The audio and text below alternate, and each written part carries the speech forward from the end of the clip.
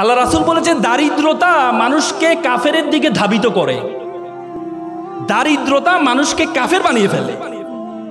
তো সুতরাং আমরা বলি, আমরা সবসময় এমফেসাইজ করি যে গরিব থাকো, গরিব থাকো, টাকা পয়সা এত লাভ কি, দুনিয়া দুনিয়া করা দরকার না, আখিরাত করো না। ইসলামের যত বড় বড় ইবাদত আছে সবচেয়ে বেশি বড় ইবাদতগুলো কিন্তু ধনীর জন্য। রোজা, এই তোমার কোরবানি কার জন্য? গরিবের জন্য। হজ কার জন্য? গরিবের জন্য। যাকাত কার জন্য? গরিবের জন্য। কার জন্য? ধনীর জন্য। আল্লাহ তাআলা কোরআনে আকিমুস সালাত ওয়া আতুজ যাকাত, যাকাত আদায় করতে বলছে, যাকাত প্রদান করতে বলছে, যাকাত খাইতে বলে নাই। আর আমরা ইসলামটাকে বানায় নিয়েছি যে এটা গরিবের ধর্ম। তোমরা জানো ব্রিটিশরা যখন আমাদের এই উপমহাদেশে আসছিল তখন আমরা, এই উপমহাদেশ ছিল পৃথিবীর সপ্তম ধনী দেশ, সপ্তম ধনী দেশ ছিল যখন ব্রিটিশরা আসছে। আর যাওয়ার পথে আমাদেরকে সবচেয়ে ফকিরি দেশে পরিণত করে গিয়েছে। তারা কি করছে? তারা আমাদের শিক্ষা ব্যবস্থাটাকে এমনভাবে তৈরি করে দিয়েছে, আমাদের শিক্ষা ব্যবস্থায় আমাদেরকে শিক্ষা ব্যবস্থা পড়ানো হয় যে ছিঁড়া কাঁথায় শুয়ে লাখ টাকার স্বপ্ন কেন দেখো। তারা আমাদেরকে এই যে অ্যাপ্লিকেশনে শিখায়, কি শিখায় জানো? যে কেরানি পদে চাকরির জন্য আবেদন। কখনো দেখছো সিইও পদে আবেদনের চাকরির জন্য আবেদন তোমাদেরকে শিখাইতে? এমডি পদে আবেদনের চাকরি শিখাইতে? আমাদেরকে যে কেরানি পদে আবেদন। তার মানে ব্রিটিশরা আমাদের মাথায় ঢুকিয়ে দেয় তোরা ফকিরের জাতি, তোরা ফকিরের জাতি, তোরা চিন্তা করবি কেরানি পর্যন্ত, একটা প্রধান হওয়ার জন্য চিন্তা করবি না। আমরা সেই মেন্টালিটি নিয়ে আছি।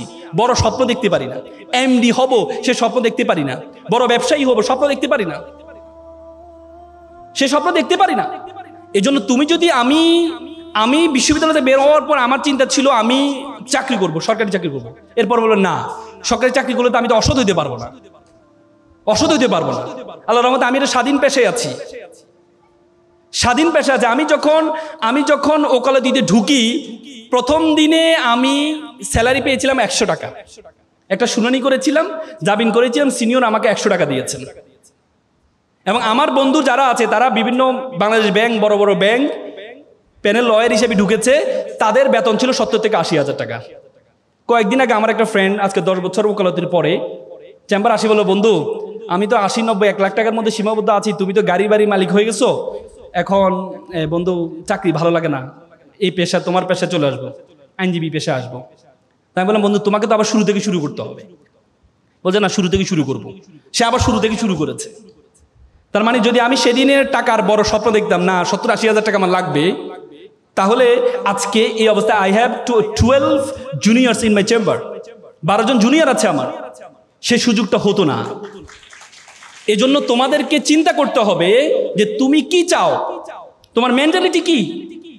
সেটির জন্য চাওয়ার আগে প্রথমে তোমার সম্বন্ধে তোমাকে জানতে হবে। Who are you, who are you want to go, তুমি কে, তোমার সম্বন্ধে। আমরা সবসময় বললাম না, ব্রিটিশরা আমাদের মাথা ঢুকিয়ে দিয়েছে আমরা তো ছোট। দেখো আগে আরবরা বড় বড় ব্যবসায় পরিচালনা হইতো, আর এখন মুসলমানরা একটা কনজিউমার জাতিতে পরিণত হয়েছে, ভোক্তা। ওরা বানায় আর আমরা ভোক্তা, অথচ আমরা হওয়ার কথা ছিল সবচেয়ে বড়। এই জন্য তোমাদেরকে প্রথমে তোমার সম্বন্ধে জানতে হবে, তোমার সম্বন্ধে তুমি কে, তুমি কতটুকু যেতে পারবা, তোমার সম্বন্ধে জানতে হবে। দেখো 2006 সালে বাংলাদেশে একটা অপটিক্যাল ফাইবার স্টেশন করা হয়েছে কক্সবাজারে। সেটি তোমার পর্তুগাল হয়ে, স্পেন হয়ে, সিঙ্গাপুর, মালয়েশিয়া হয়ে, ফিলিপিন হয়ে আমাদের কক্সবাজারের সাথে যুক্ত হয়েছে। সে অপটিক্যাল একটা তার, ফাইবার কেবল, পরবর্তীতে স্যাটেলাইট, এই কি বলে শেখ মুজিবুর রহমান যে এটা কি বলে হাইটেক পার্কের সাথে যুক্ত হয়েছে। সে তারটার দূরত্ব ছিল 17,500 কিলোমিটার। 17,500 কিলোমিটার একটা তার দিয়ে পুরো পৃথিবীটা আমাদের হাতের মুঠে চলে আসছে। আজকে আমরা এখানে কি করছি, আমেরিকা বসে দেখতে পাচ্ছে, আমেরিকাতে কি করছে আমরা এখান থেকে বসে দেখতে পাচ্ছি, মাত্র 17,000 কিলোমিটার একটা তার দিয়ে। বিজ্ঞান বলে আমাদের মাথার মধ্যে যে তার আছে, নার্ভ আছে, বলা হয় 2 কোটি নার্ভ আছে আমাদের মাথার মধ্যে। একটাকে যদি একটার সাথে যুক্ত করা হয় 2 লক্ষ কিলোমিটার হবে এটা দূরত্ব। মাত্র 17,000 কিলোমিটার দিয়ে পুরো পৃথিবীটা আমাদের হাতের মুঠে চলে আসছে। 2 লক্ষ কিলোমিটার নার্ভ দিয়ে পুরো বিশ্ব জগৎ তোমার হাতের মুঠের মধ্যে চলে আসবে। এজন্য তোমাকে জানতে হবে তুমি কে, বিশ্ব জগৎ সম্বন্ধে ধারণা আছে।